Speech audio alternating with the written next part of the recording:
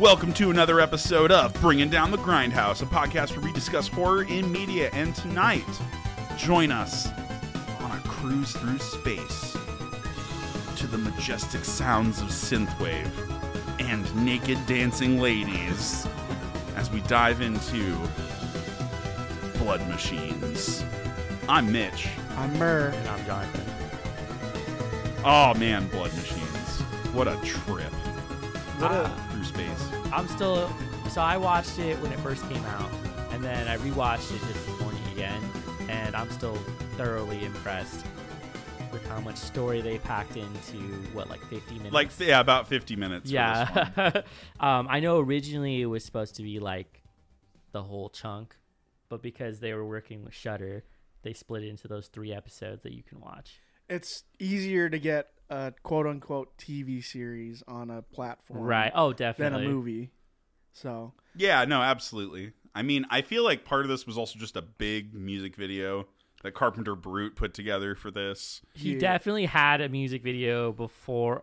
I think he conceptualized the idea in a music video and then probably used that as a proof of concept when he wanted to go and like suggest they make something longer. And then after seeing that, they were like, oh, fuck yeah, let's do something else. And so they got how many different studios working on it? They had 7 different visual companies working on it. That's wild. That doesn't happen like even on feature-length films.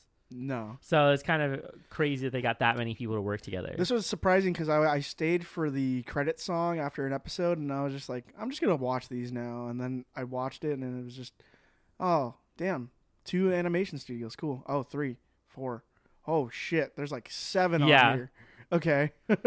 And a huge amount of people working on it. So I'm going to get into the production notes for Blood Machines. Yeah, go for it. This was released last year on May 21st, 2020. It was released on Shudder. It is basically, what's the word? It was kickstarted by the person who goes by Carpenter Brute, as well as Seth Ickerman, who is the director and the writer, with Rafael Hernandez, as well as Savitri Jolie-Gonford. Just a lot of French people. Yeah, I was like, this is a bunch of French people, right? That just, work in the industry. But this is Seth Ickerman's first debut thing for anything other than the music video that he made. I'm very surprised to find that this is his debut stuff. Yeah, it's he pretty fully strong. committed to making a very niche cult-like film. And I should mention that I'm like the target audience for something like this. Mm-hmm. I enjoyed like every minute of it. Yeah, every minute is like super visually groundbreaking and just super nice to look at, as well as the score, which is also made by Carpenter Brute. Yeah, definitely amplifies everything you're watching. So Seth Ickerman directed Carpenter Brute's music video for Turbo Killer, and then basically he came up with a light idea, like you said, but he basically told him, here is the idea, go nuts with it, do what you want with the concept. And then they completely floored him, because what they showed him is the final product. Oh geez. Okay. There wasn't back and forth. He said it was like opening a present on Christmas morning. Holy shit. So he gave them an idea and concept and then didn't touch it until it was finished? Yeah, they finished it, and then they're like, here's what we have. That's crazy. I don't know if I would be able to do that, to just kind of hand it off to somebody and be like, yeah, go for it. Yeah, because, I mean, the thing is, this guy's making albums every other year, and he's going on tours with a lot of notable bands, and that's the thing. Carpenter Brute got notoriety from being on Hotline Miami and Hotline Miami 2. And so all those bands in that era, like Perturbator and yeah, I feel like you should Moon. mention that is such a specific type of music, and there's probably a handful of people who are directly responsible for popularizing it. Oh yeah, and that's the thing. Devolver, the people who made Hotline Miami, were just looking up random people on Bandcamp. They found EP 1, 2, and 3, and decided to use songs from 2 and 3. And then after that, every person that was on there plays festivals now. Yeah, everyone that does that goes on giant tours now, because they are pioneers of that era. And now at this point, a lot of those people are even denouncing synthwave because they want to move on to more industrial stuff, more soundtrack kind of stuff. So it's like kind of a weird shift to see, but synthwave is still popping. Getting into that atmospheric Yeah. creation of music. Which is really cool because I remember the other day someone was like, who can you compare to as like this era's like current John Carpenter when it comes to synth music? And I was like, that's a very hard question to answer. Because there's a lot of people who are doing a lot of different things and expanding on I don't know if you horizons. could even narrow it down to one person. There's a lot of synthwave. Yeah. Because I don't think it's like really difficult to make with like technology how yeah, it is you now. have We're all not in the tools. like we're not in analog land anymore. So because of that, you know, you're gonna have a lot of artists. So. Unless you're like a music purist and you're like, I have to use this yeah, specific piece exactly. of All of this hardware specifically. Yeah. Anyways, essentially like now synthwave has been very commercialized. Like there are whole synthwave audio and visual packs that you could buy for your movies. Yeah, As this well as feels like certain VSTs. when I was watching it, I was like, "Yo, this sounds like shit people would definitely steal, like to use for something else in Blood Machines." Because I was like, "Yo, this is so good." Not to mention, I think there was music all the way through. I don't think there was any moments where it was quiet. No, not at all. And if there is, it's like little. It's like atmospheric kind of stuff. And they probably did that intentionally. The film itself is interesting because it seems to use a combo of a lot of stuff. So it's like practical effects, CGI, actual miniatures and models, and a live set. Sometimes the CGI does not hold up as well as you want it to. Yeah, I it's will like say stylized. Yeah, so like you almost don't like it. Like I agree, like it kind of looks a bit awkward, but I don't think it's because the CGI is bad.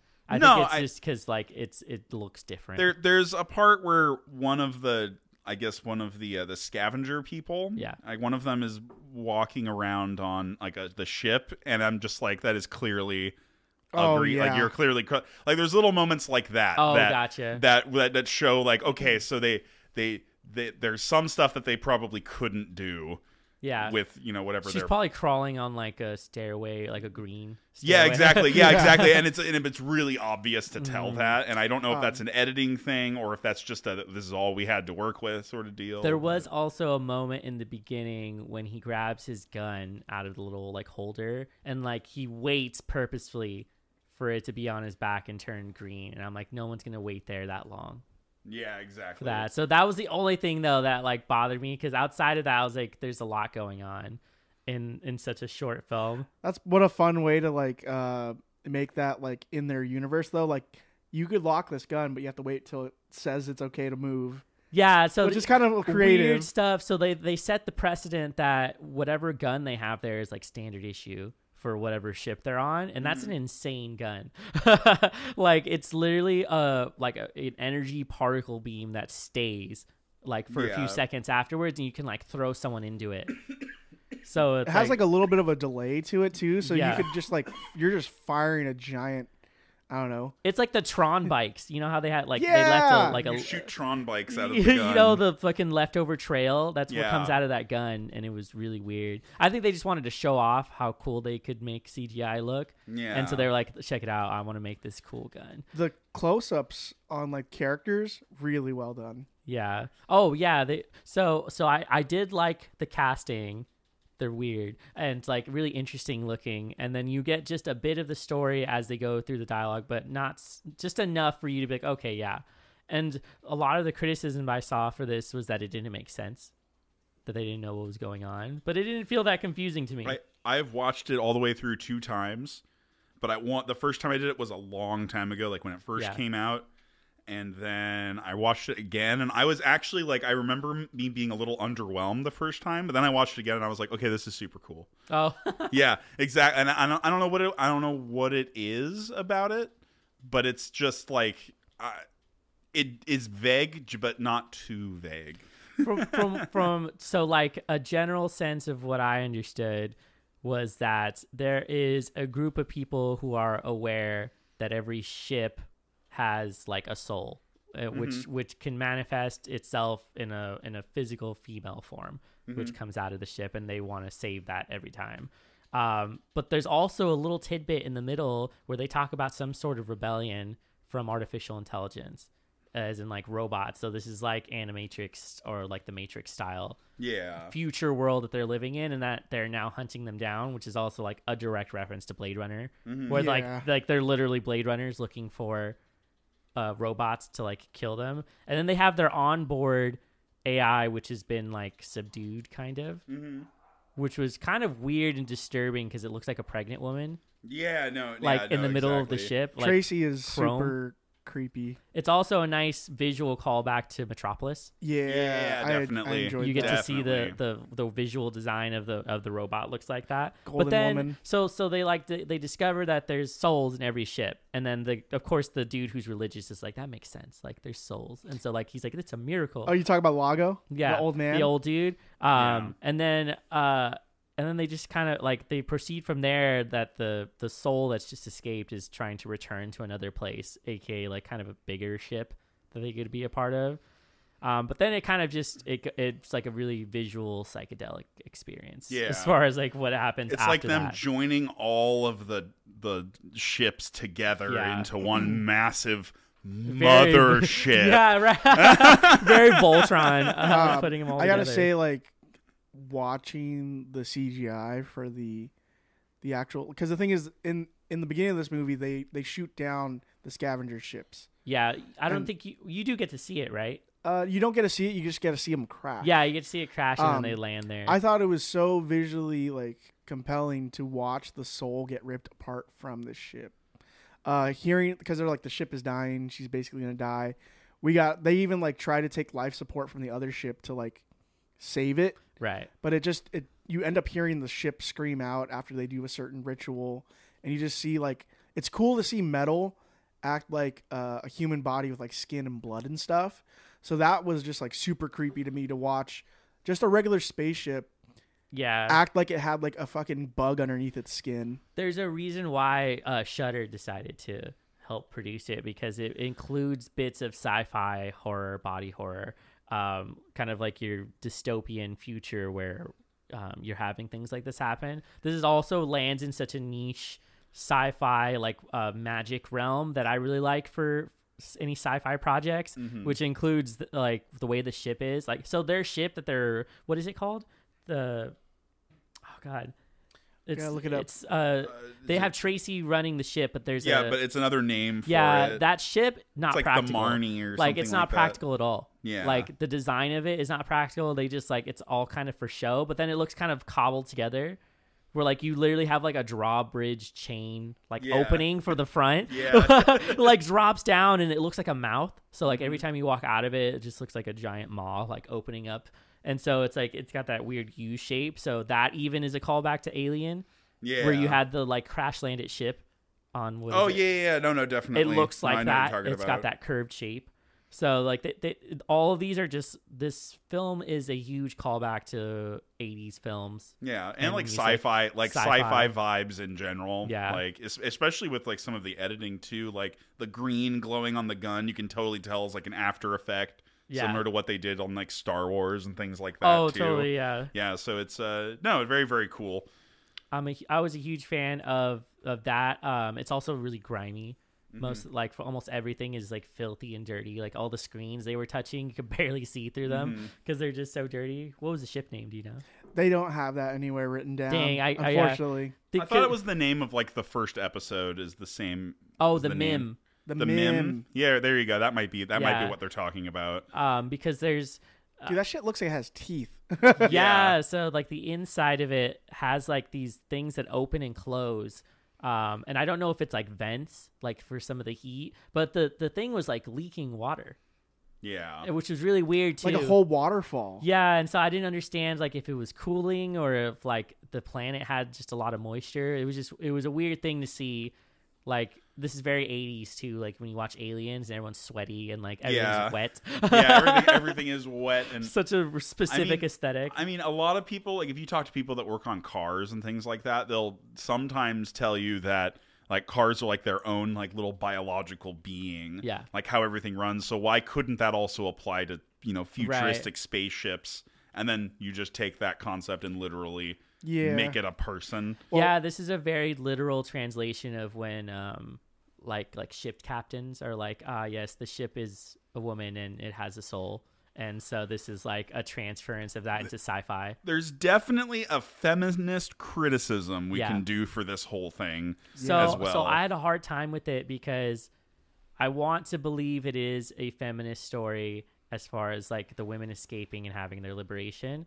But I also have a hard time with it because they're naked the whole time. And it's made for the male gaze, as in like we're seeing their boobs, they're naked all the time. And like they never get clothed.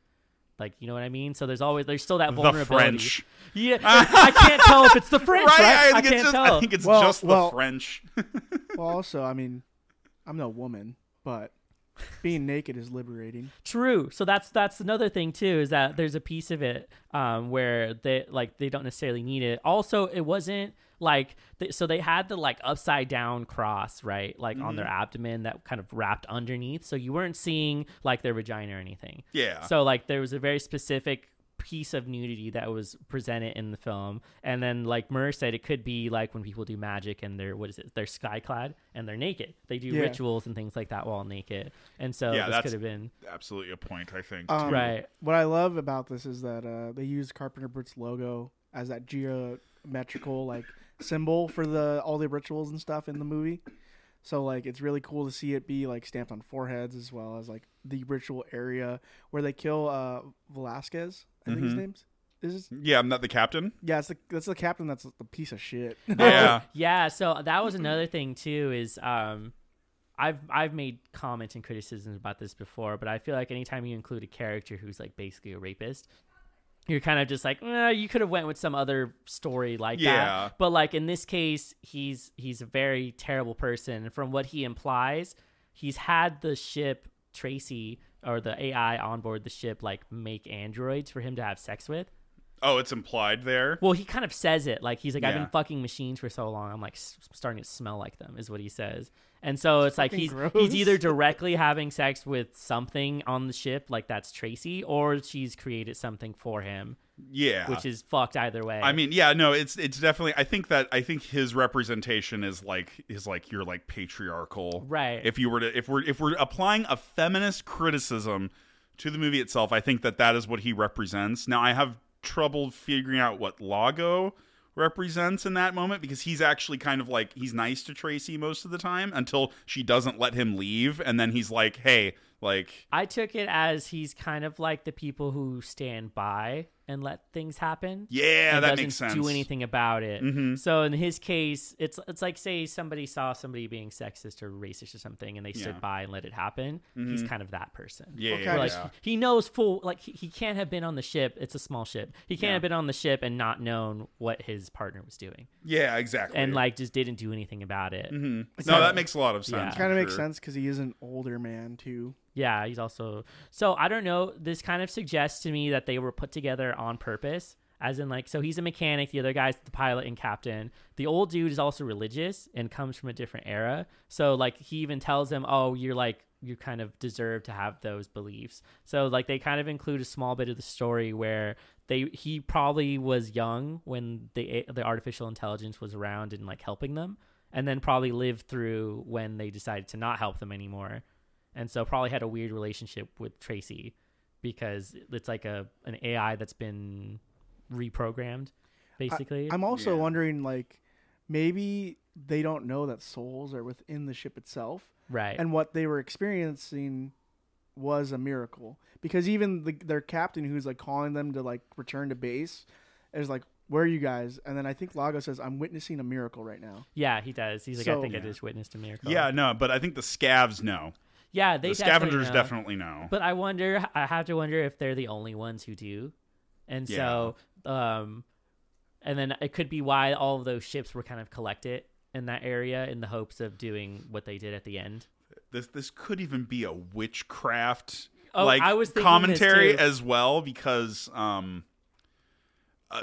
like the space, like the company that owns the ship that he's in tells them she's busted out. You've got to go get her, otherwise everything's awful, because this one woman in particular has busted out of her situation, and they're like, we need to get her back in the ship. Yeah. And so that's like a That's like a whole other like like analysis on it as well. If you wanted to look at it that way. There's the inclusion. So it's literally called Blood Machine. So there is the inclusion of blood and ritual, and even like this sort of antichrist ideal, which is the upside down cross on them, and also literally the machines bleed. Yeah, that's another big thing. He like as notices it when he tears off the piece. Yeah, when he's going down the elevator, and he's like, "Why is there blood?" And he the literal thing of having blood on his hands. forget the name of the saint that wanted to be crucified inverted. Oh, next to Jesus. Yeah, because he didn't believe that he should be.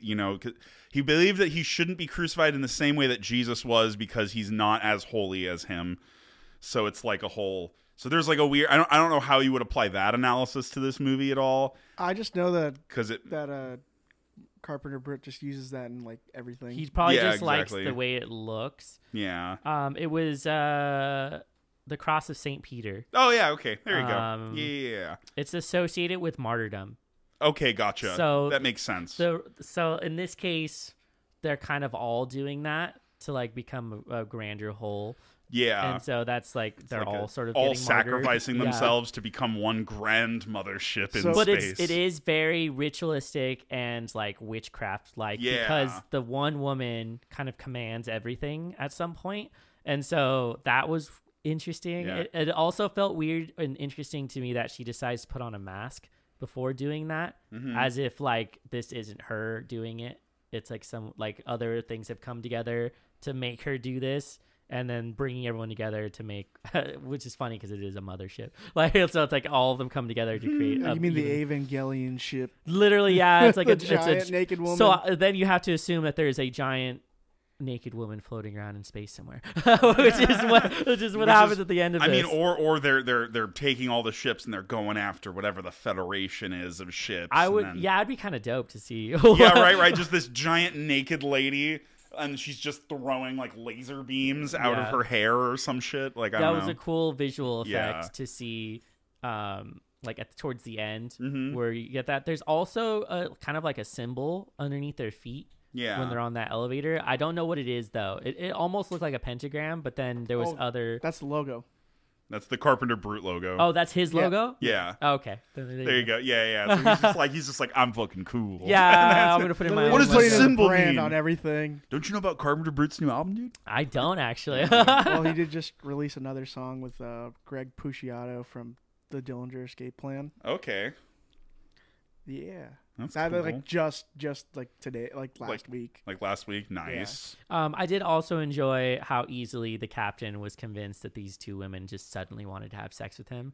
Like, what a fucking idiot! Like, that scene made me feel weird because it's way too long for her to grab the gun. Yeah, like it's way too. I'm like, dude, you're not noticing she's about to blow you in half right now. You don't notice this. You deserve to die. You deserve it. I feel like we missed some piece of it where she may have some sort of like hypnotic effect on people. Yeah. Because she does it with Lago earlier in the film when she's still handcuffed. She like stares at him and then he kind of like just becomes very happy and like just staring at her. And at first I thought it was him being creepy, but it wasn't. It seems like that she's able to like hold them in place, which is again calling back to like witchcraft to your siren song kind of thing. Yeah. And then ship captains being lured in by women sirens. Are magical. So yeah, so it's like finally the bass catches up and it just ends with like a sick ass action sequence. Which is like the ship just getting consumed and then brought in and then the dude is like stuck there inside. So what's funny is that he's literally stuck inside of the like amalgamation of stuff that's been brought together to make the ship. They've took him and have made him the new AI of their big ship now. Well, maybe he's more like just a prisoner. Yeah, I mean, that's why I think he screams at the end because he's now trapped there. And he's like, oh no, now I serve all the people I used to oppress. Yeah, exactly. Exactly, and that kind of is like the circular. It circles back. Still a lot for a small for 50 short minutes. Film. Yeah, they're packing a lot in there. This could have easily been a longer movie. Like if you wanted to make a feature length, I'd be very interested to see how a feature length of this plays out. Also, would serve well as a TV show. Like if you had multiple episodes or something like this, I think people would be interested. But again, this is something that I feel like is really niche and like really niche. Not everybody's gonna like it. Like and then most of the criticisms I saw was people who just didn't understand. and they're like, oh, I don't get it. It looks nice, but like I don't really get what's going on. But like I wasn't really upset at anything that was vague. Like it was just enough. I feel like it explains itself pretty well. But If it you does, just read this, if you just read the story, it's like people chasing down an escaped AI. Gotcha. All right, cool. And then it's like, what else is there under the surface? I did want to know more about the people that were chasing the AI. Like this felt like Star Trek. It felt like Klingon people. Yeah. Who were just like, fuck all these other people, and like they're just showing up to destroy shit. Especially on the new remakes of those movies. So really cool piece of sci-fi that I enjoyed. Do you guys have any favorite scenes from the series? Dude, the dance sequence. Yep, that last dance sequence is one of the most epic things ever. Just like all of like the ladies being like tugged around, it's all choreographed and everything. It you is, got yeah. the lady in the gas mask controlling, and then like she's ripped the souls out of destroyed ships and is just chucking them at like their ship. It's really cool. It's something that I don't think I've seen before. Yeah. On anything else. So the idea, even though it's borrowing from other stuff, is pretty original. Like it's pretty wholly original for the new concept that's being created. I was a fan of when you first see the ritual, when the woman like plants the staff in the ground and then like kind of uses it like a theremin. Like the music responds to her hand movement, and then it like eclipses that area before the soul of the ship comes out and then like bursts out of the ship. So it's like, this is so like something you haven't seen before. Because like there's always been the concept, right, that like, the machine's alive, but like they've never actually shown something coming out of it. And so in this case, it's been manifested as the woman, and then she just goes flying away. And it's just so like, this is kind of the pivotal moment for the film, right? Because you don't really know what the movie's about until that happens. And then you're like, oh shit. And then they have such a specific look. Like they have like red in their hair. Oh yeah. Which is like a red dye or something. And then she literally drinks the like diesel fuel. Yeah, that was nuts. And I then forgot about that. You're just like, what? So I didn't know what she was doing exactly. I wonder if she like is connecting with the ship, because she pours a line of Right. it to herself. I don't think she lights it on fire either. She lights it herself, then she drinks it. So I think it's like her connecting with that oil or whatever that fuel is that she's using. This also to me suggested the possibility that she might not be fully human. Yeah. That she might be a sort of mix that is bridging the gap like between a hybrid AI person who now is liberating the machines. Yes, exactly. Yeah, kind of idea. I think my favorite scene is in like the second part episode where they're just flying in space, and then I hear the track Blood Machines from Carpenter Brut. Yeah, it's and such like a good just song. watching the visual effects and then seeing them like go super fast, not like hyperspace fast, but just going through. I just love the idea of just two guys in a fucking spaceship just going around doing shit. That's why I liked Heavy Metal, the one animation part where the dudes are like, "Yo, bro, we're gonna hit the schnoz rockets," and, and like you hear what's the guy's name? Who was the guy that was Egon in fucking Ghostbusters? I cannot remember. I know who you're talking about though. Yeah. Basically, they're just two buds just doing the thing, but you know, I just like that. I would love to see an expanded world with this, but like with people doing everyday things. Mm-hmm. So I think that's the idea, though. Like they had Turbo Killer, and they had Blood Machines. It's all adding up to a cinematic universe for this specific artist. So there has to be more chapters within it. One other thing, I think there's another criticism, I guess you could build up for this, which would be like over reliance or how we treat like our machines, and things like that. So there's the impression that at some point the machines were like, I've had enough.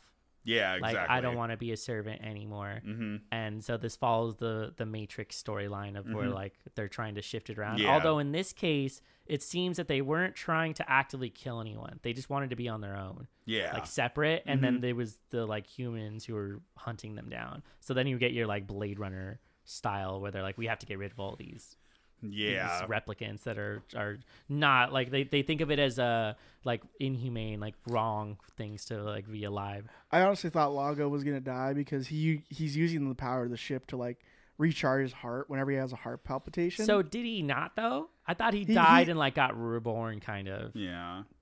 Seems like that. Like in the beginning though. He's gonna have a heart and like attack so for sure. like I was like totally like he's like asking Tracy for a jolt and she just doesn't give it to him. Yeah. I was like, damn, this is like literally your over reliance on a fucking machine right here. Yeah, so I wonder what kind of brought them to that point where they were able to have enough AI technology and then we're just like, yeah, you guys are all slaves now. And so then you have to deal with like the moralistic. This is what we'll eventually run into is when we have artificial intelligence that get built and then they want to go do their own thing. And then are we going to let them like go and do their own thing?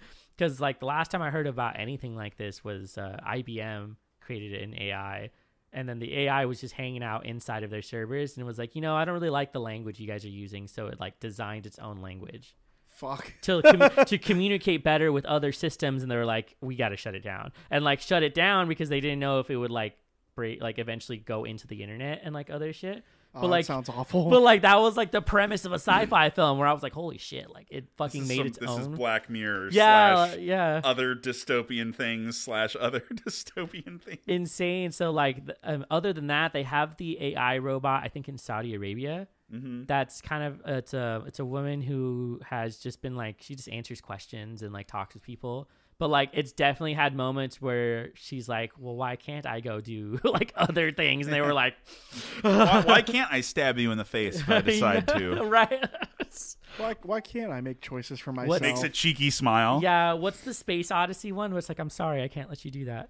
Yeah. Sorry, Dave. I can't let you do that.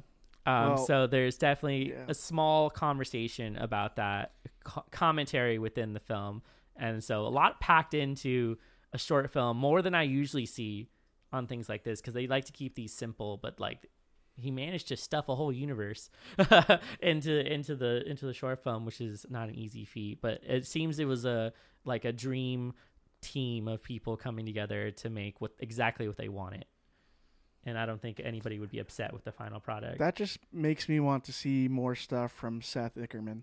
Yeah, so this is crazy that this is his first thing that he's made. I do wonder if he's just going to keep making like conceptual pieces like this, or if he's going to like make a feature length. I would hope that he stays in the style. Yeah, oh, definitely. It seems to be a distinct style that he's building in. And of course, it's a callback to the 80s. What would you guys rate the film? I didn't really find anything wrong with it. So like I kind of will go with a 10. Outside of it being shorter than I would have liked because I just want more of the content. Everything sort of made sense, even if I do have some like criticisms about how he handled the nudity of the film, but like it's not really my place exactly to comment on the nudity of women. So it's like, I mean, I think that has to be really contextual as well. Like there's a reason why, if we're going to involve like the witchcraft things and those relations, then like them dancing under the stars. Yeah, and they're literally in starlight. So it's like, and the nudity of being liberating as well is also a thing. So it's not like, I don't feel like she's ever doing anything obnoxiously like sexualized. She's just naked. So thankfully they didn't include any awkward sex scenes. There was nothing there's nothing weird like that in it. It's just like all right, gotcha. All right, no, I understand what's going on here. It's not there's a reason for it is what I'm getting definitely. at. I'm gonna give this like a solid 8.5 to a 9. I enjoyed it a lot. But my problem is it's too short. And even though it was cramming a lot, I want to see more. So it's like my only gripe is that it's short. Yeah, is that like, really a reason to take points off? Maybe not then. Maybe I could go up to a 9.5, 10 area. But yeah, that's the thing. Like, if I want more, then that should warrant enough of an answer, I'd say. Yeah, I get you. I enjoyed it a lot. It had a lot of good concepts, great effects, and a stunning soundtrack. I highly recommend it. Yeah, go listen to the soundtrack. Yeah, I wonder if this is on vinyl. Is it on vinyl? I think so. This movie is gonna get a lot of points just for having a good like soundscape in general and some really cool visuals, and it also has a really in-depth and like metaphorical story going on with it. It's also vague enough, but I think that's going to it's going to like exclude some people from enjoying it and such. So that's why I'm gonna say like probably an 8. I think for me, because I think that not easily accessible. Yeah, it's not as easily accessible, and I think that that's something to kind of strive for a little bit. You know what I mean? To a point. That's probably the most difficult thing as like a creator or a writer in any visual and artistic medium is how much do you want to be able to access it? Is it really just a piece for yourself? Or is it going to be something that you want other people to experience? Yeah, considering your audience is a really big deal when it comes to making these things. And so clearly it was for a very niche group of people. Yeah, I don't think for that his buddies. It's not bad, though. That's not to say that it's bad. And that's just why I'm being a little bit critical. But other than that, 8's still pretty damn good. Yeah. All right, then I guess that's all we got. I'm going to walk us out on here. Thank you for checking out Bringing Down the Grindhouse. If you would like to support us, please check our Patreon, where for $2 a month, you can subscribe and get access to all our bonus content, as well as suggest us horror media to review in the future. Make sure to check out our Discord, where we send a bunch of memes, talk a bunch of stuff, and you get to hang out and watch us stream games all the time. And that's another thing, too. We have our Twitch streaming, as well as John's Twitch streaming, which we update regularly on the podcast, Discord, as well as the social medias. That's another thing. Check out the social medias. We have the Facebooks, the Instagrams, and the Twitters. So just get connected with us. Check out our content. We also have the Teespring, where you can get merch with our faces on it, as well as our logo. And that helps us support and pay for stuff on the podcast. Also on Spotify and on Apple Podcasts as well, there is a spot for you to leave a little review or a rating. We would really appreciate that because it helps us make the podcast. Yeah. And that, love you guys. Love you guys too. Yeah, love you. All right, I'm Mitch. I'm Murr. And I'm John. Thank you.